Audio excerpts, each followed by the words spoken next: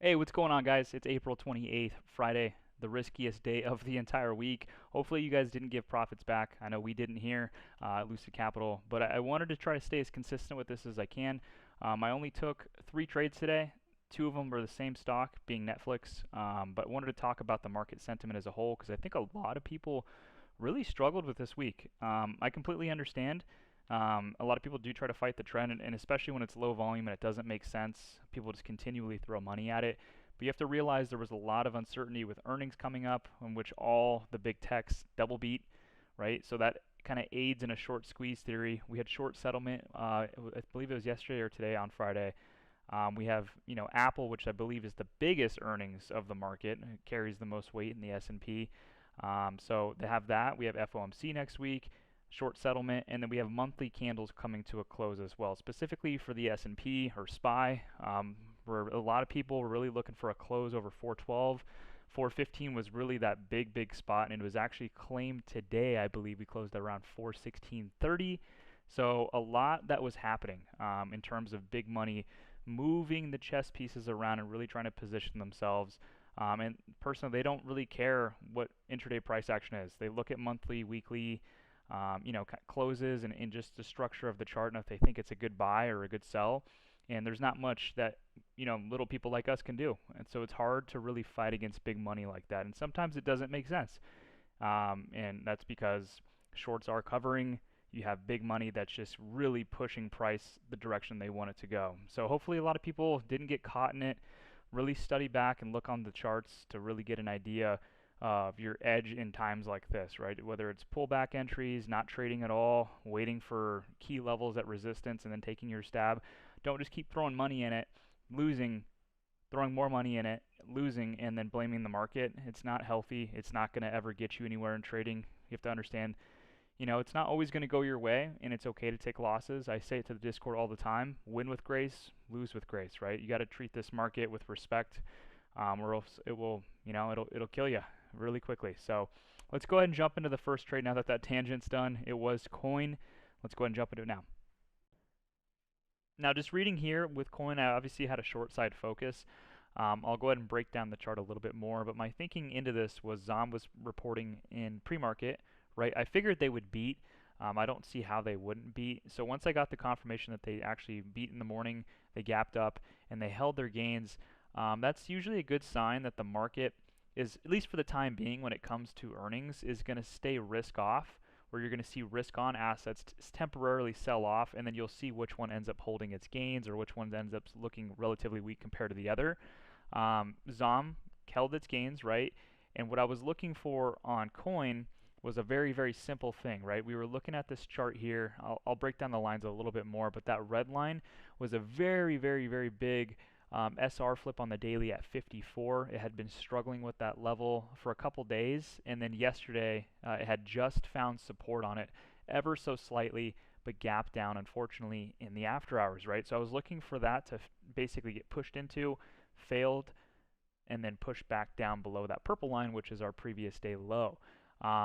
Or I could have taken a break below that purple line and then waited for it to retest it on a 5-minute candle confirmation, show some weakness from not only the candle close, but then look into the volume as well, and then take that short and risk a certain level. So that was kind of my plan going into the trade here. This is what it looked like on my chart, right? Ultimately, right, this is my target right around here, the swing low. You can see, clear as day too. This has been in a pretty nasty downtrend. Every single daily candle gets a push back up to its previous day, I would say like mid candle, and then it sells off again, right? This one gets pushed into this mid candle, sells off. This one retests the lows, sells off, right? And then it breaks down. We finally get a retest of this 58 level, 58.20, sells off, right? And then we're starting to get smaller spreads, which is why I wasn't going to go too heavy into this. My theory was right in the morning, but what I wanted, right, you guys can see this red line was this baseline for the bottom here, where it got a nice little bounce. It consolidated here on this kind of hammer candle before getting a move back up. Then it sold off and held. You guys can just see 54 was a pretty big level. So going back to the actual chart now, right, let's get rid of some of these lines. What I wanted to see, and it ended up playing almost perfectly, was that ZOM gap up, hold, right? Risk assets, at least sell off in the morning, and then prove themselves that they, were at least going to stay strong enough to hold some of these weekly levels, right? 51.57 was my target. I said this in the last recap video. 51.57 isn't an exact strike when we're trading equity or options. So I was looking for 52 because that was an actual strike, right? Round or whole numbers is what institutions typically trade to. Once those contracts go in the money, they get closeouts or they'll de-hedge or whatever the case may be. So this almost played perfectly, right? I think I can go to the Discord really quickly, but I think I got around 70 or 80% on this, something ridiculous right off the open. It was a live trade only. I pretty much live trade in this little section here every single, Monday through Wednesday. So didn't type this one out, unfortunately, but I was walking everybody through that 54 short. Ended up getting, 71% or so on that trade. But let's go ahead and jump in. Like, it was so easy, guys. Really what ended up happening, we can even just go to the one, was an initial move into that level, right? This 2 candle push, clear wicks, not letting this break above. You guys can see the decrease in volume, right? And this is very similar. Oh gosh, I can't remember what the last, it was my last recap video. I can't remember what ticker it was, but you had, I think it was Netflix. High volume 1 minute candle here, it completely dies off because they fail to even break through this level. Typically for a breakout above a resistance, you want to see that big influx and an increase in volume for the breakout, right? And then you want to see it pull back down on low volume. However, this didn't break out at all, right? It just clear rejection, 3 candles in a row.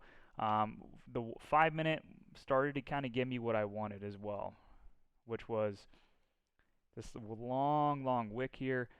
It didn't look like that initially, but I was okay with pulling the trigger, right? Once I was able to pull that trigger, I was like, okay, hey, 5 minute candle close above 54. I'll take a stop on this, but I wanted to start light. And really, you guys will realize this the more you trade. You don't need a ton of contracts. You don't need to get rich by having 50 contracts and getting a quick 20% gain.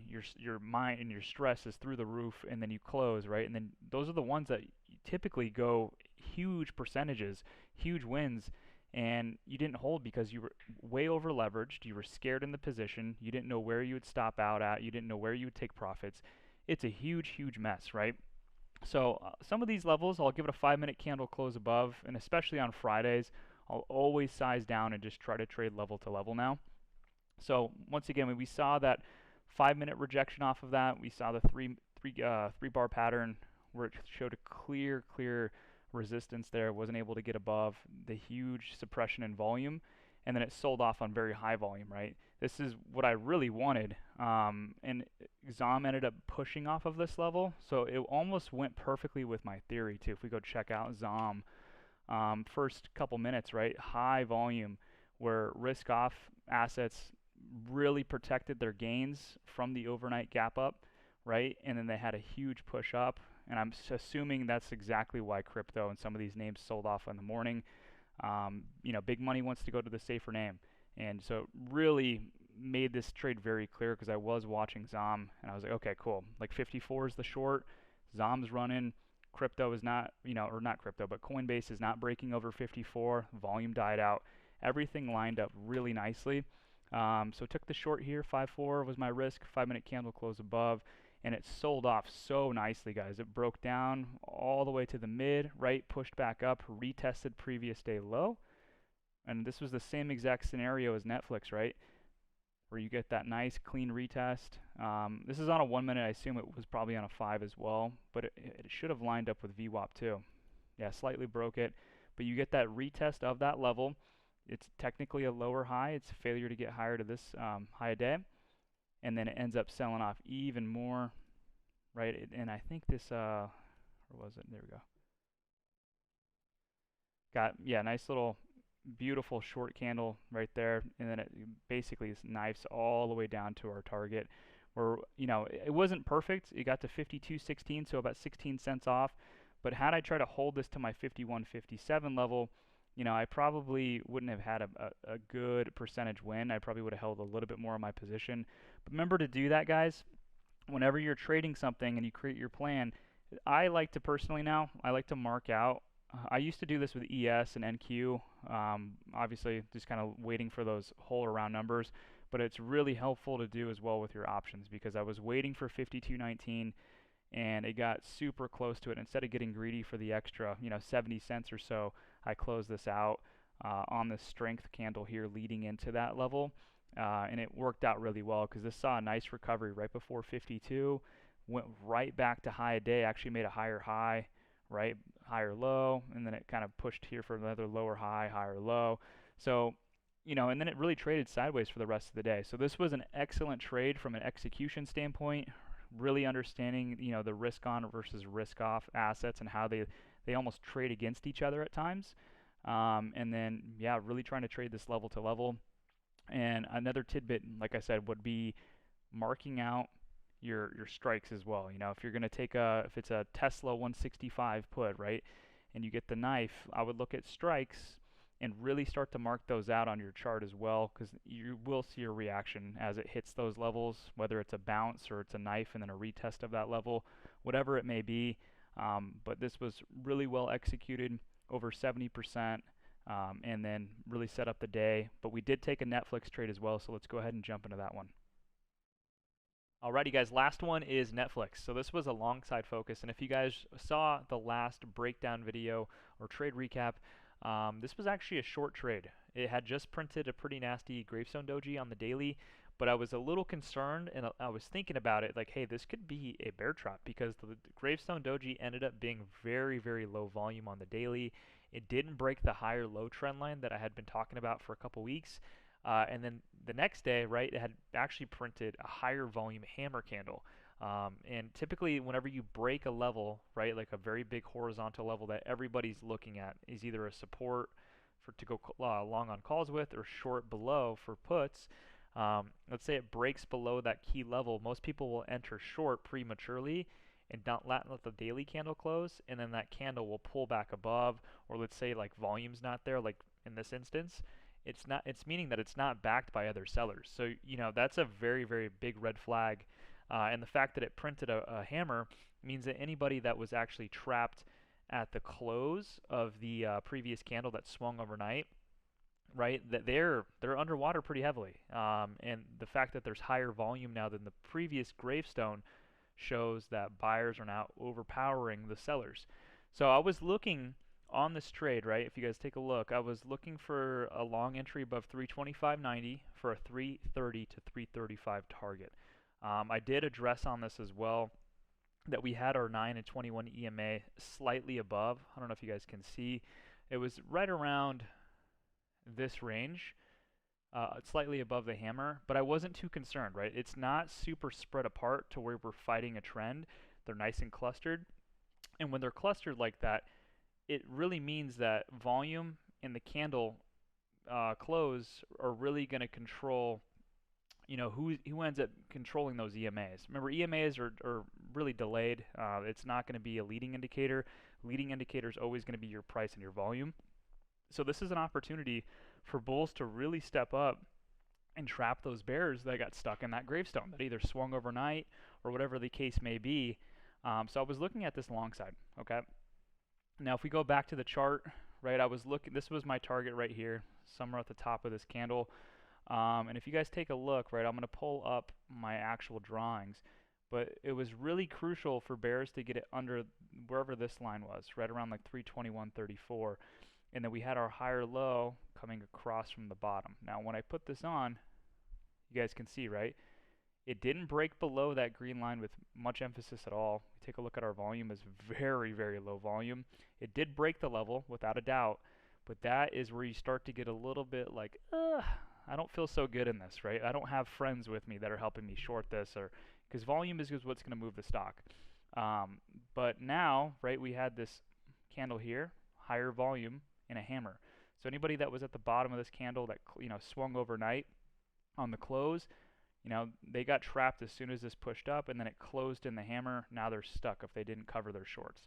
So that's a really, really big sign that, like, hey, anybody that shorted under here is trapped, right? And even this candle got pretty low to the swing low here. So it could have been, you know, a double down too when this pushed up where they're like, okay, let's get it back to previous day low. So I really just like the short setup here, or I'm sorry, the long side setup. If we go to like an hourly, actually let's stick on the daily for a second because I had previous day high marked in the purple, and then I had the high of the gravestone doji just being that resistance that I wanted to see us clear through and then pull back on it for like a base, right, to go long off of. Now going into today, I really liked the volume on this candle. I ended up taking this, I wouldn't say right off the open, but I was looking at the options chart, and I want to introduce it to you guys because I don't think I've done this yet on here. So we're going to take this. Are these the 330 calls? They should be. So I marked it up the night before. And really what I was looking at for the 330 calls, this the 28th it was. Okay. So these ended up opening right around here. And what we were looking for was that flag, right? Either a flag or a break into this gap fill here. And then these to trade back to this level, like, I don't know, I would say like right around 74. And then upside target would have been right around here. Let's pull this up actually. And you guys can see I was even doing the math on these. Let's take this off really quickly. Where's 328?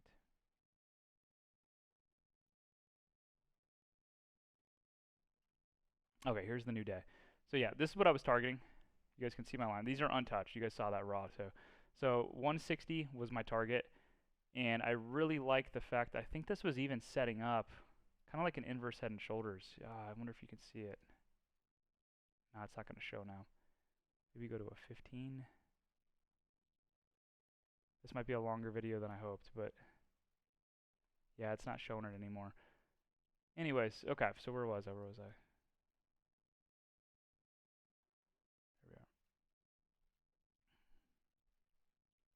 So this ended up pulling down initially, and it went a little lower than we would have liked.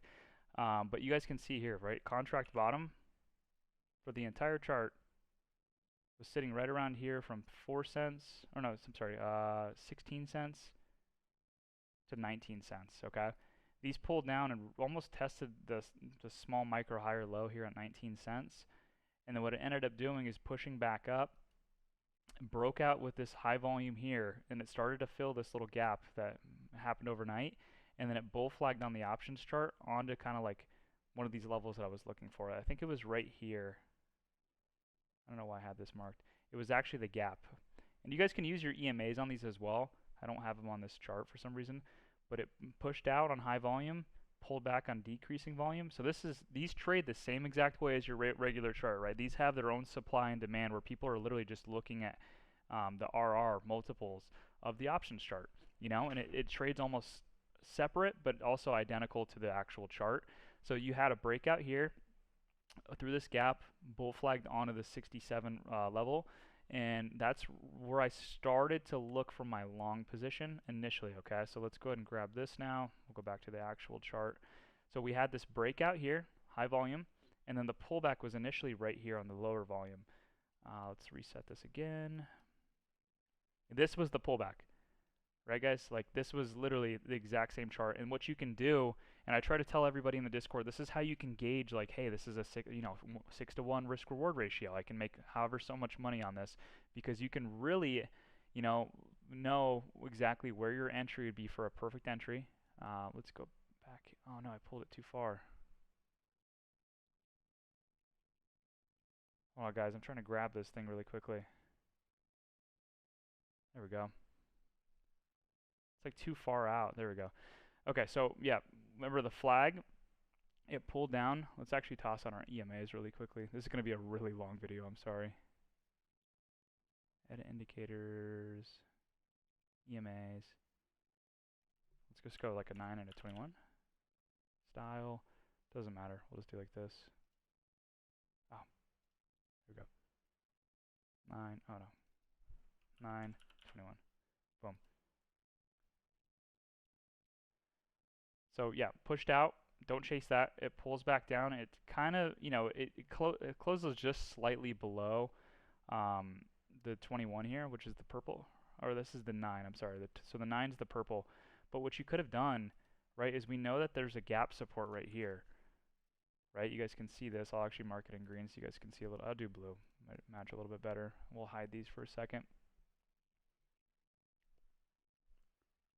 Blue and blue, right? So this is like a little pocket that we could have looked to go long in, especially if it flagged. This is why you got to be really patient with your entries. But you know, when it comes to the actual underlying chart, it's impossible to be able to tell like, hey, like, you know, I'm going to lose this much money on this, or this is where my entry is going to be if I, you know, if I try to get the best entry possible. With this, you really can, right? You can, you know that the gap support is right around here at 60.61. It pushes back up, it pulls down. You could have had bid orders waiting here at 60. The low of this candle was 58, guys. So you would have been down, what, $3 per contract, which is nothing. And then what it does is it rallies off of this and pushes to 1.8. So, I mean, if you take your RR multiples here, we just go like long real quick. Let's just do here. It's so backwards on Webull too, so I kind of hate this. Yeah, it's not going to even let me. Let's just do 1.8 here. Entry would have been there, and our stop, no, it's maybe like right around here. So you guys can see that's a, a 1 to 5 RR. You would have made 1.18 per contract, which is 190% win, right? And if you lost, you would have lost about $22 per contract. So really good RR on this trade. I probably would have done like a hard stop or something like that, probably like right around here. So my would have been a lot better of an RR. But you can use this tool pretty nicely on Webull. They have it on TradingView as well, but you can't actually look at the options chart. You have to do it natively through your brokerage. So that's a fun little tool that I would recommend a lot of people start using. But let's go back to this now really quickly. Right, so that was the entry, okay? So I ended up calling this out in the Discord. It had this big rally through our resistance level, right? This was the red line, once again, was the Gravestone Doji high, and then the purple line was previous day high for the hammer. So I wanted to see us clear this level. It almost did it to a T, guys. Broke out, pulled back down, right? Most people would have waited a little bit longer for the 9 EMA for a pullback or something like that, but we saw on the options chart now, hopefully you guys can, kind of keep up with that. We had a very nice potential support at where the gap used to be on the options chart. You could have gotten filled at 5.8. Or I'm sorry, 6.1. It would have come down a little bit further to 5.8, which wouldn't have been a bad, percentage down at all. And then it rallied from here all the way back up to this high a day at 330, right? And if you guys remember the Discord, right, that was the target, right? 330 to 335. So beautiful, beautiful and well executed trade. If we go to the Discord itself, I think that was one of the craziest ones of the day. I don't think I got a 5.8 entry just because it was moving so quick. I should have set my bid at 5.8 and recognized this, but I was just coming off of the coin win, so I try to just click the ask and get filled right away.